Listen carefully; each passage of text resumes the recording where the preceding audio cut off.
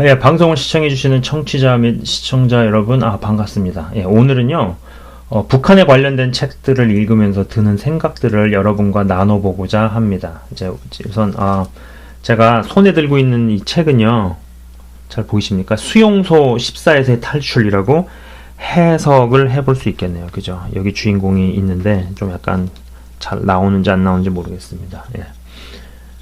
수용소 14에서의 탈출이라고 번역해 볼 수 있겠습니다. 그죠?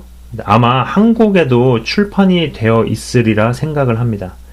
제가 이 책의 내용을 인상적인 내용들 위주로 간략하게 이야기해 보도록 하겠습니다. 핵심을 다루면서도 요점은 간결하고 분량은 짧게 하는 것이 제 방송의 특징이니까요. 예. 우선 이 사진에 보이는 이 형제가 주인공이죠. 신동혁이라는 82년생 생으로 나오더라고요. 그죠? 북한에서도 가장 최악 중에 최악이라 할 수 있는 수용소에서 태어납니다. 참고로 북한에 사는 사람들조차도 수용소가 어떤 곳인지 잘 모른다라고 합니다. 그리고 이제 수용소에서 태어났다라는 사실 자체가 이 형제의 부모가, 그러니까 이 주인공의 부모가 어떤 잘못으로 인해 출신 성분이 바닥으로 처박혔다라는 이야기죠. 그죠? 그렇다면 주인공의 아버지의 죄는 무엇이냐 하면은요, 아버지의 형제가 남한으로 도망갔다라는 겁니다. 자, 다시 말해서 주인공의 아버지, 그냥 아버지라고 쓰겠습니다. 아버지의 죄악이 뭐냐면은 남한으로 간 형 혹은 동생과 형제다. 너가 형제다. 형제라는 게 죄목이에요. 그죠? 그리고 이 주인공의 죄는 뭐냐? 이 아버지의 아들로 태어난 거. 이게 죄라는 거야. 정말 말도 안 되고 웃기지도 않는 죄목으로 아버지는 수용소에 끌려가고 그 아들은 수용소에서 태어나고 이제 수용소에서 자라나죠. 그죠? 이 수용소에는요, 10가지 룰이 있는데 다음과 같습니다. 제가 한번 쭉 읽어볼게요. 1번이 탈출 시도하지 않는다. 2번이 2명 이상의 죄수와 서로 만나지 않는다. 3번째는 훔치지 않는다. 4번째는 가드들, 여기 이제 직원들이겠죠. 예. 이 수용소의 어떤 직원들에게 무조건 복종한다. 그죠? 5번째는 도망자나 수상한 사람을 보면은 즉시 신고한다. 6번째는 죄수들은 서로를 감시해야만 하고 어떠한 수상스러운 행동도 즉각 보고해야 한다. 7번째는 죄수들은 매일 할당된 일들 이상을 수행해야 한다. 8번째는 일하는 장소를 떠나서는 개인적 이유로 남녀간에 모이는 것이 불가능하다. 9번째는 죄수들은 그들의 실수를 회개해야 한다. 10번째는 캠프의 법과 규율을 어긴 죄수들은 즉각 사형에 처한다. 이렇게 10가지 룰이 있습니다. 네. 이러한 룰들이 있기에 문제는 이 주인공 형제가 너무나 심하게 세뇌가 되었기에요. 어머니와 자신의 형이 탈출하려는 계획을 눈치채고요. 보고를 한다는 거죠. 예. 결국 어머니와 형은 총살을 당하게 되었고요. 또 그러한 모습이 어떠한 죄책감도 느끼지 않는 대목이 나옵니다. 그러한 모습에도 불구하고요. 수용소를 운영을 하고 지키는 군인들은 신고를 한 주인공에게서 의심을 거두지 않고 이 녀석이 탈출 계획에 어떤 역할을 담당했을 것이라고 간주하고요. 비밀 지하 감옥에 7개월간 가둡니다. 그때가 이제 주인공이 13살 때 일이죠. 그리고 이런 고문을 당합니다. 잠깐 제가 그런 부분을 좀 보여드리자면요. 저도 이 책을 읽으면서 너무 별의별 생각을 다 해봤었는데, 자, 이게 좀 보이시는지 모르겠습니다. 자,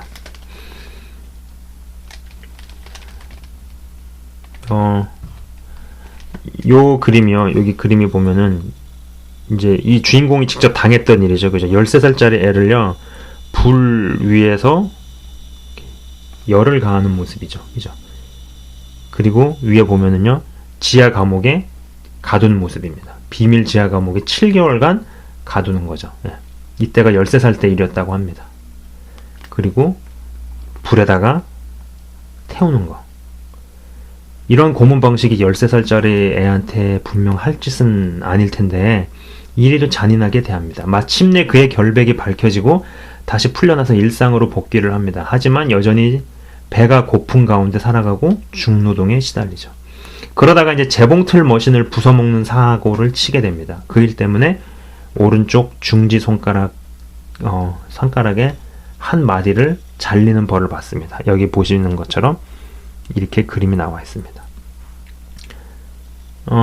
사람보다 기계가 훨씬 더 중요하다는 거죠. 훨씬 더 중요하고 가치가 있다는 거죠. 이러한 중에 박용철이라는 대단히 고위급이었다가 나락으로 추락한 사람이 죄수로 들어오게 되고 관리자 군인이 주인공 신동혁에게 재봉틀 기계 고치는 법을 가르치라고 명령을 합니다. 그러다가 이제 둘이 친구가 된 거죠. 예. 관리 감시하는 군인들은 신동혁에게 야 그가 무슨 이야기를 하느냐고 물어보지만은요. 주인공은 어머니와 형의 총살 사건 이후로 고발이나 밀고를 하지 않기로 결심을 하게 됩니다. 무언가의 변화가 있었다라고 보여집니다. 그죠?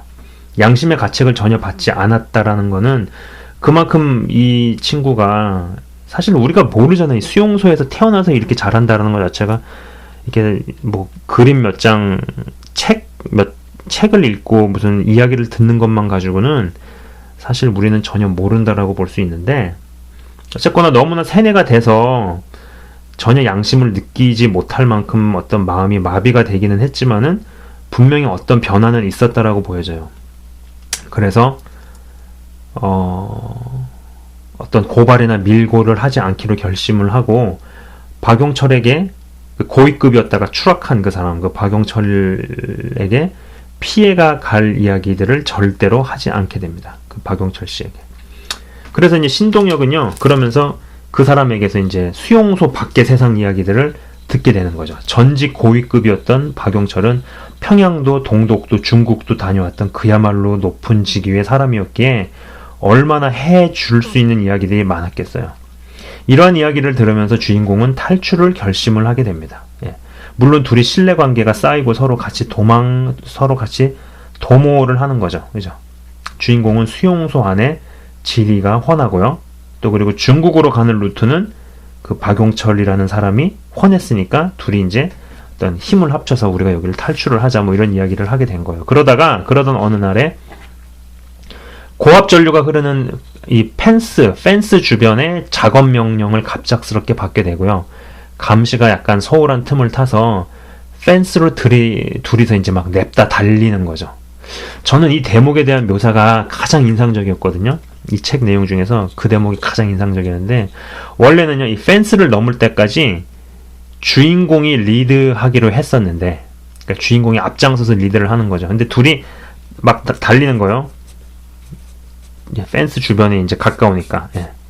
막 달렸어요. 달리다가 주인공이 한번 여기서 넘어진 거예요. 미끄러져서 넘어졌어요. 한번 넘어지고 이 미스터 박용철이 먼저 여길 도착을 한 거죠. 그래서 이제 먼저 도착을 해가지고 이걸 이제 이 그림을 이 펜스를 정면에서 그려보자면 이럴 거 아니에요. 이렇게 돼 있고 여기 이제 고압 전류가 막 흐른단 말이에요. 고압 전류 지지지지. 근데 이제 여기가 이제 가장 밑에 단계 두 번째 고압 전류 선 여기를 이 박용철이 이렇게 통과를 하다가 죽죠. 예. 그래서 이게 이 고압 전류 이 선이 이렇게 축 가라앉게 돼요. 당연히 시체가 여기 축 널브러졌으니까 그만큼 무게가 깔릴 거 아니에요. 그죠? 그래서 이 미스터 박의 몸이 깔려서 죽고 그 몸의 무게 때문에 이제 철조망 줄이 밑으로 이렇게 처진단 말이에요. 처지고 나서 밑으로 훨씬 더 가라앉죠. 그죠? 죽은 시체의 등을 발판 삼아서 주인공이 기어서 탈출을 시도를 합니다. 예, 그때 여전히 고압 전류가 흐르니까 그의 바늘들이 그의 발바닥을 찌르는 듯한 통증을 견디면서 이 펜스를 통과를 하는 거죠.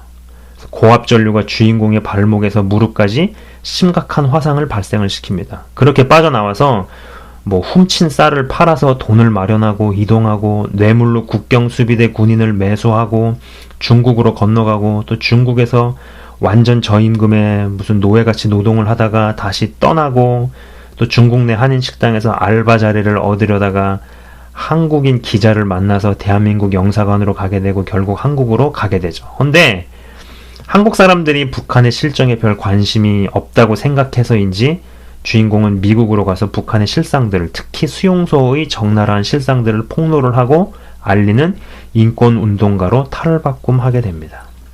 예, 제가 지금 굉장히 간략하게 말씀을 드렸는데요. 진짜 정말 너무 놀라운 이야기들이 많습니다. 예, 많습니다. 예. 자, 대략적인 이야기를 제가 지금 말씀을 드렸습니다. 자, 또 다른 책은요. 요새 지금 많이 읽고 있는 북한 관련된 책은요. 이분이 쓴 책입니다. 정확히 얘기하면 이분이 썼다라기보다도 외국인 작가가 이분의 이야기를 대신 이렇게 쓴 거라고 봅니다. 그죠?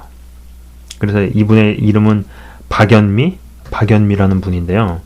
굉장히 어린 친구더라고요. 자, 그래서 이 책의 대략적인 내용 또한 제가 한번 나눠보도록 한번 하겠습니다. 예. 일단 이분 굉장히 미모가 좀 있는 분인데 어린 친구예요, 되게. 예, 되게 어린 친구더라고요. 북한에서 중상계층에서 태어나죠. 자, 참고로 북한은 출신 성분 여러분도 많이 들어보셨을 거라고 봅니다. 북한에는 출신 성분이라는 게 있죠. 그죠? 출신 성분이라는 어떤 계급 제도가 존재를 하는데 이게 크게는 세 개로 나뉩니다. 첫 번째가 핵심 계층, 두 번째가 보통, 세 번째가 적대 계층, 이렇게 분류가 된다고 합니다. 예. 그러니까는 뭐 핵심 계층이라고 하면은 뭐 김씨 일가에 붙어먹은 아주 최측근 20만 명, 그리고 평양에서 사는 한 100만 명 정도가 여기에 들어간다고 볼 수 있고, 그 다음에 나머지는 보통과 적대죠. 그죠? 한 2,300만 정도 잡으니까 한 2,200만이 다 여기에 속하는 건데, 2,200만에 속하는 그분들은 언제든지 굶주림이나 기아로 죽을 수도 있는 가능성을 내포하고 있다라고 봐야겠죠. 그죠? 핵심 계층에 들어가면은 살죠. 굶어 죽을 일은 없죠. 그죠? 그러나 그렇지 않은 사람들은 너무나 비참하다는 거죠.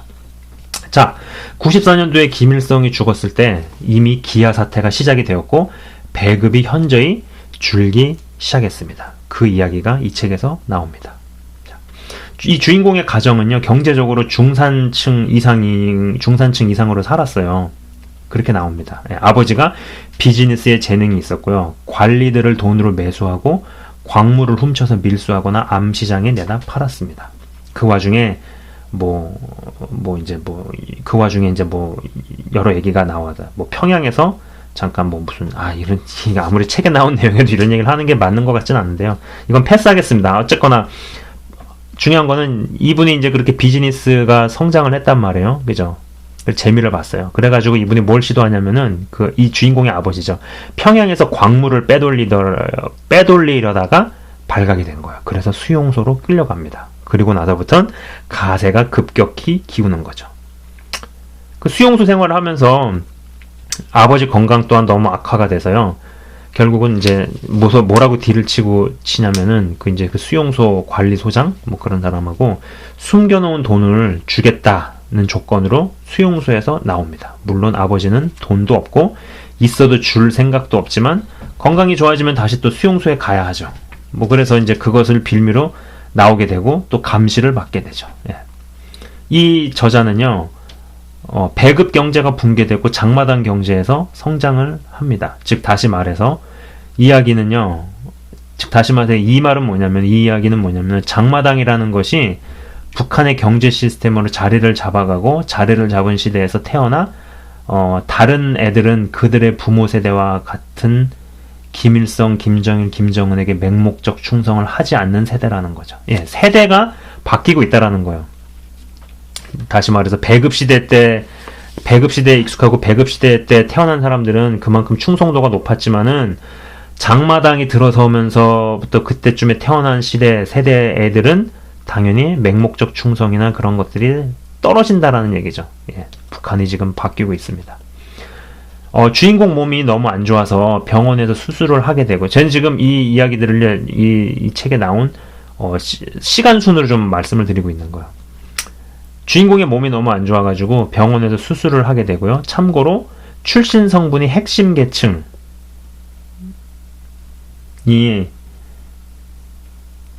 아닌 나머지 2200만의 사람들은요, 음식 부족과 배고픔이 일상이어서 성장 발육이나 장기 혹은 그 외에 여러 문제들을 가지고 있습니다. 예.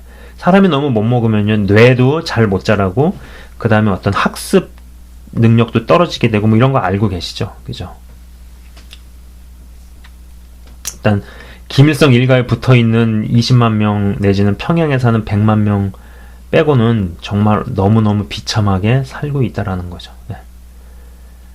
수술을 받고 태어날 때쯤에 언니가 먼저 강을 건너 중국으로 가게 됩니다. 그리고 주인공과 엄마도 그 이후에 주인공과 엄마도 브로커를 거쳐서 중국으로 건너갑니다. 근데 중국으로 건너갔어도 공안에게 잡히면 다시 북송이 되기에, 그리고 북송되면은 정치범 수용소로 가게 되는 비참한 미래가 기다리고 있는 거죠. 계속 이동을 해야 했는데, 문제는요, 뭐냐면은 이 브로커가 주인공과 성관계를 하고 싶어 합니다. 그죠? 주인공과 모녀 관계인 것을 모르는 브로커에게 주인공 엄마는 나는 저 어린애의 이모라고 거짓말을 하고요.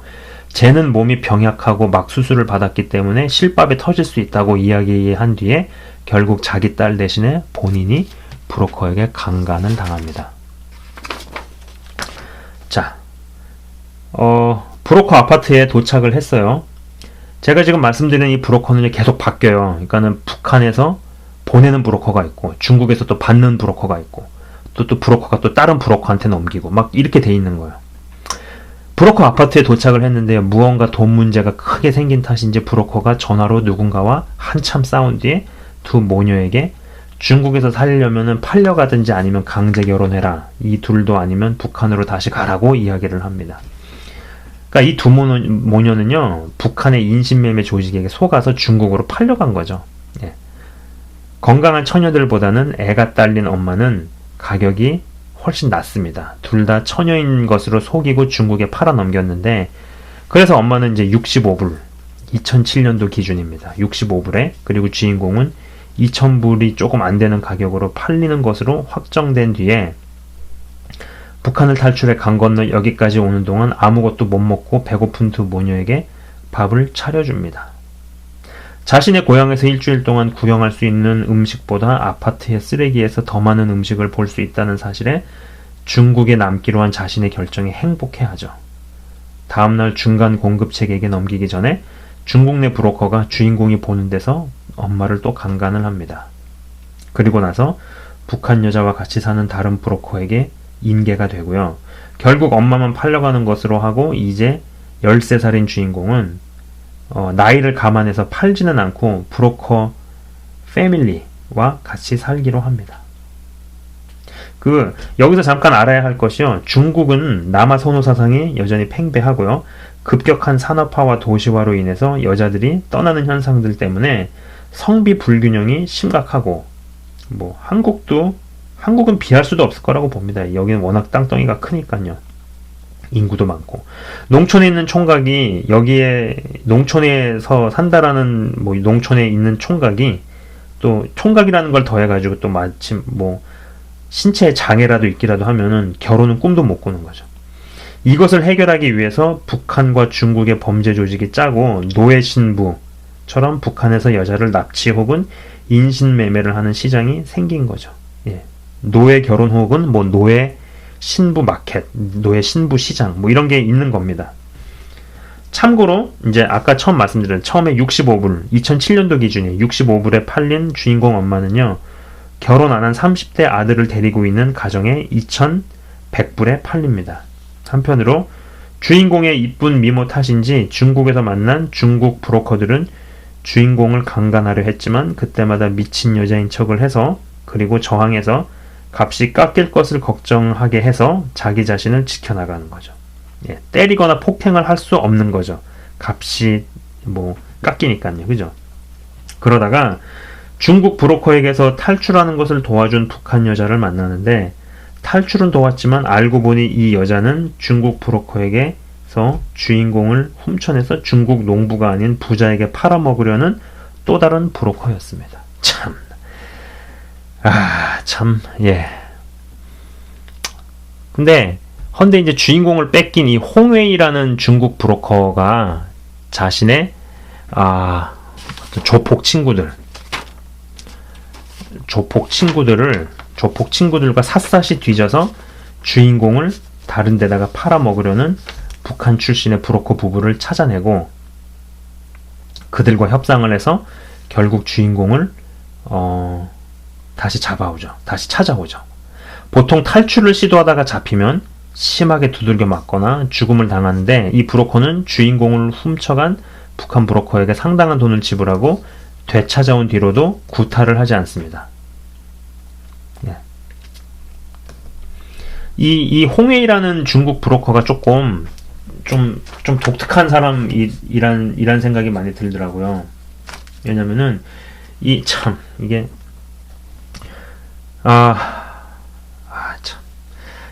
홍웨이라는 중국 브로커가요, 이제 그렇게 되찾아왔잖아요. 이제 13살 하고도 6개월 된 주인공에게 자신의 내연녀가 되면은 내가 너의 엄마, 언니 다 찾아주고 북한에 있는 아빠도 브로커를 통해서 빼내주고 뭐 한 자리에서 만날 수 있게 하겠다는 어떤 비즈니스 딜을 치는 거죠. 제안을 하는 거죠. 근데 그때까지만 해도 이 주인공은 이기적으로 그냥 혼자 죽어버릴까 아니면 가족을 살릴까 이런 생각들을 했었나 봐요. 그리고 이 남자를 신뢰할 수 있는가 이런 생각들을 하다가 어쨌거나 이 주인공이 자기를 구하기 위해서 이렇게 왔잖아요. 그리고 자기를 구하기 위해서 이 남자가 애를 쓰는 장면이 또 한 번 더 나옵니다. 다른 이야기.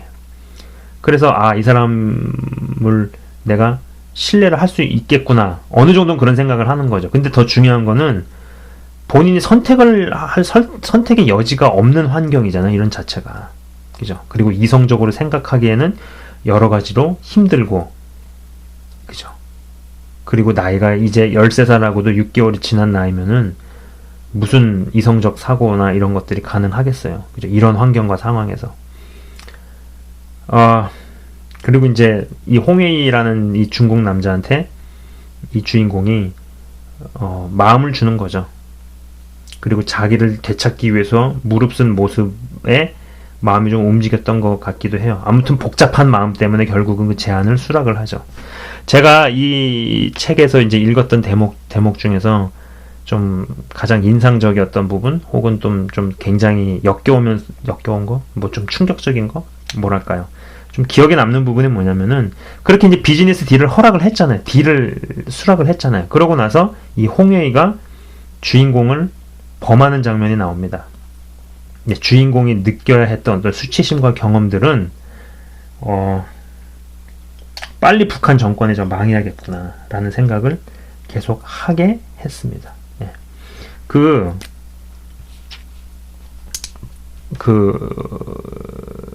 뭐랄까요.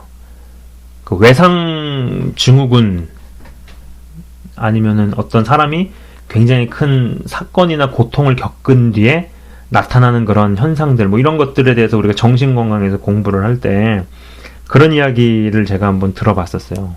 저도 어떤 페이퍼에서 봤었는데, 보통 전쟁터에서 남자가 해당 국가의 여성을 뭐 강간을 한다든지 강제적으로 범하는 일들이 많이 있잖아요. 그죠? 그럴 때 이 여성은 자기가 원하는 합의하의 그런 관계가 아니고 일방적으로 당하는 거잖아요. 성폭행을. 그럴 때 일종의 방어기제가 돌아갈 때 이 여성이 그런 경험들을 가끔 한다고 합니다. 정신과 몸이 분리가 되는 거죠. 그래서 자신의 몸은 유린을 당하고 있는데 뭔가가 빠져나가가지고 유린당하고 있는 자신의 몸을 자기가 보고 있는 거죠. 그죠? 그런 똑같은 경험을 이 주인공도 하게 되는 겁니다.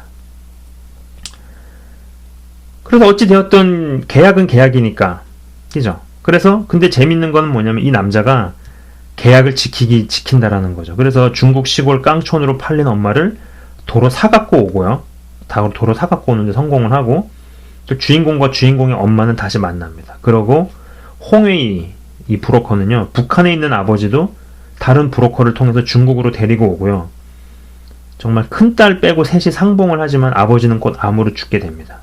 근데 주인공은 또 그러는 와중에 주인공은 이제 홍웨이를 도와서 북한에서 납치되는 여자들을 중국의 농촌 총각에게 파는 일을 하게 되죠. 홍웨이의 비즈니스를 돕는 사람이 되는 거죠.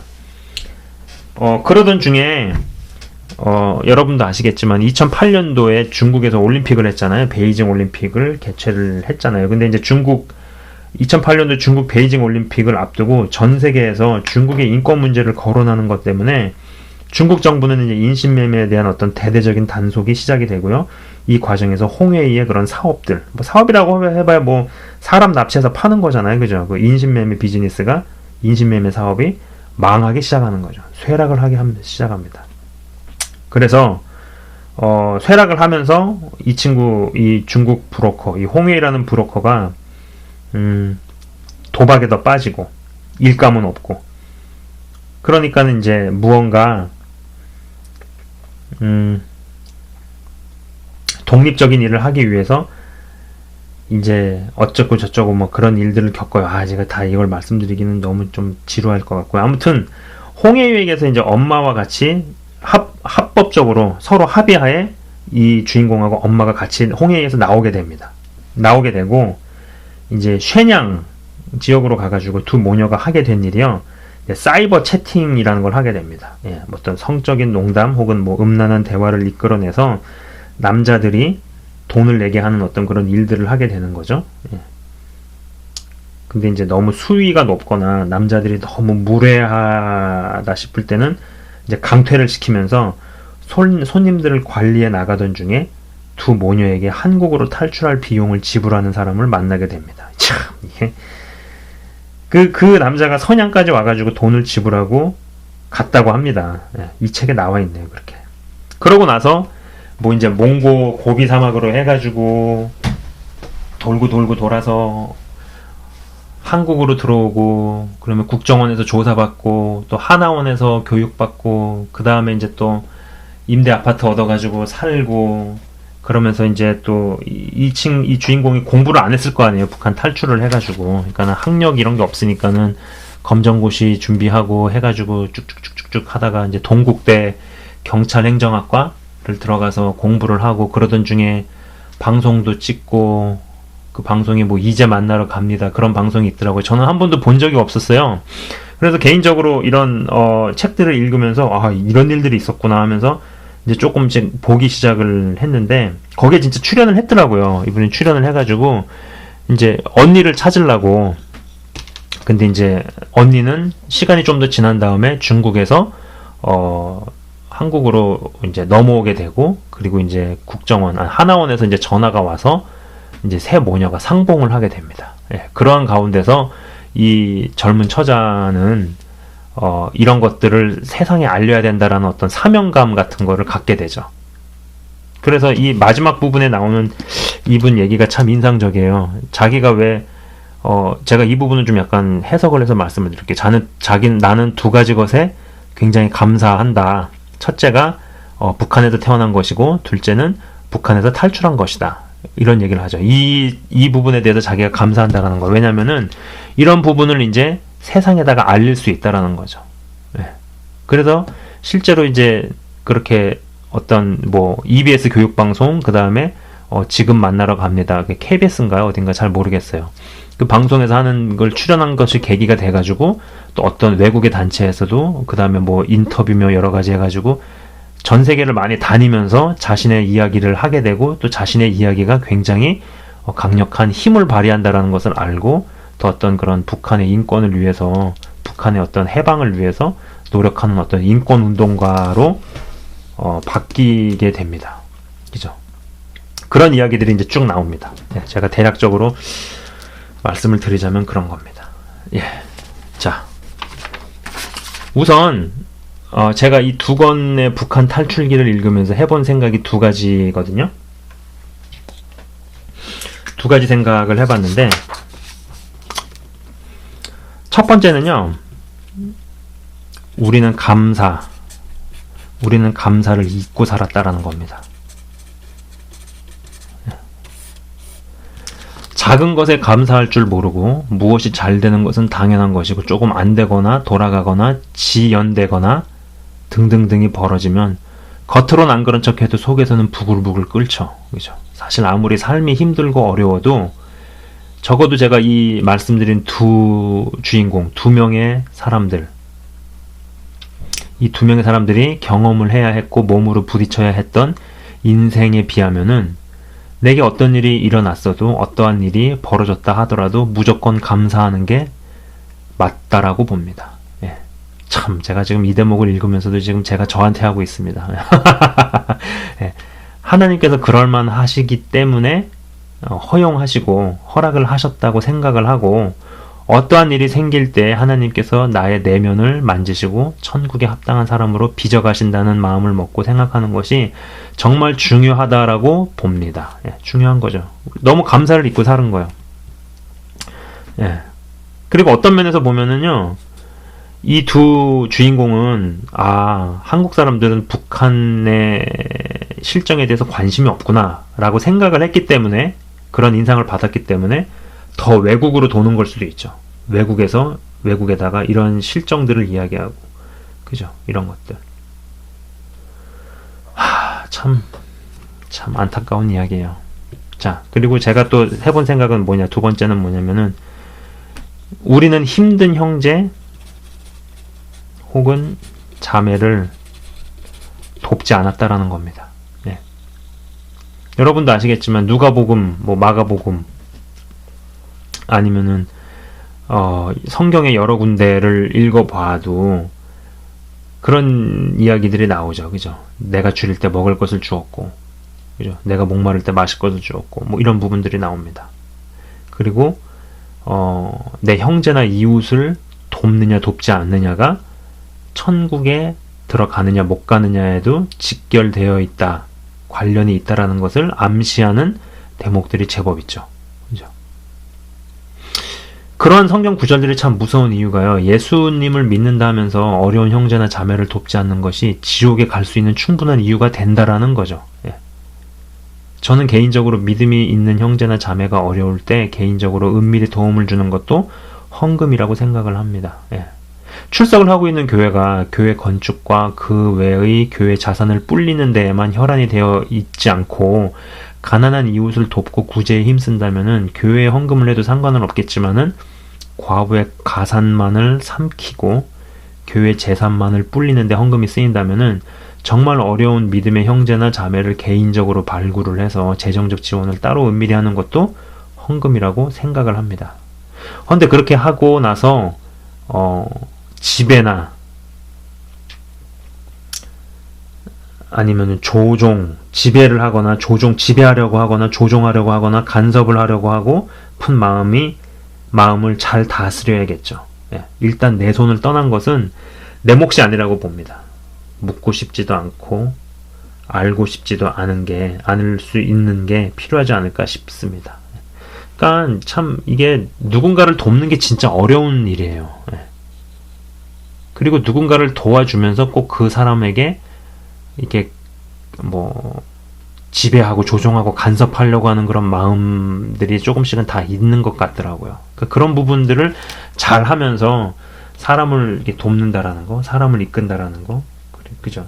형제를 돕고 이런 것들이 참 어려운데, 어쨌거나 제가 이런 부분들을 보면서 우리는 너무 감사를 잊고 살았다. 그리고 우리는 형제와 자매를 돕지 않았구나. 지금 당장 내 형제 자매도 돕지 못하는데 북한이 열렸을 때 북한을 도울 수 있을까? 이런 생각들을 해보는 거죠. 예. 근데 이제 이런 개인적으로 이런 책들을 읽으면서 이제 때가 얼마 남지 않았구나라는 생각도 해봅니다. 한편으로는 하나님의 때가 이제 무르익어 가는구나라는 생각을 해보는 거죠. 저는 이제 이 책을 빌려서 읽었는데 지금 또 이제 또 두 권에 대해서 더 얘기를 할 거거든요. 근데 이제 책방에 가가지고 이런 것들을 뒤지면서 점원하고 얘기를 해보니까 그 점원이 딱 그런 얘기를 하는 거예요. 최근 들어 요 근래 들어가지고 북한에 대한 이야기, 북한에 대한 책자들이 시장에 많이 나왔다. 그런 이야기를 하는 거예요. 그리고 탈출한 사람들의 그런 어떤 탈출한 사람들의 어떤 백그라운드도 굉장히 다양하고, 그리고 굉장히 다양한 명목과 다양한 이유로 북한을 가서 관찰하고 경험하고 이런 것들에 대한 이야기를 하는 사람들이 많아졌다라는 거죠. 예. 그게 뭘 의미할까요? 그것이 무엇을 의미할까요? 예. 그래서 오늘 방송은요, 이 두 건에 대해서, 하나는 14수용소에서의 탈출이라는 이 신동혁 군, 신동혁 씨 82년생이 쓴 책과, 그 다음에 이 박연미라는 분이 쓴 이게 영어 제목이 In Order to Live거든요. 그러니까 난 살기 위해서라는 뜻이에요. 그래서 이분이 북한을 탈출하면서 인신매매 조직에 넘어간 그런 이야기들. 그래서 결국은 어떻게 탈출을 해서 결국은 한국에서 정착을 하고, 지금은 모르겠어요. 이분이 한국에 있는지 한국에서 사시는지 어떤지는 모르겠어요. 근데 아마 외국으로 많이 다니시면서 북한의 실상에 대해서 많이 이야기를 하고 하시는 것 같아요. 그래서 하나님의 때가 점점 무르익어 가고 있다라는 인상을 많이 받습니다. 그리고 아울러서 우리가 얼마나 감사를 잊고 살았는지, 아울러서 얼마나 그런 형제를 돕고 자매를 돕는 부분에 있어서 얼마나 잘 해왔는지, 잘하지 못했는지, 이런 부분에 대해서 좀 생각해 볼 수 있으면 좋겠다는 생각이 드네요. 예. 또 다른 방송에서 또 다른 분의 이야기를 가지고 제가 한번 다뤄보도록 하겠습니다. 예, 시청해 주셔서 감사합니다.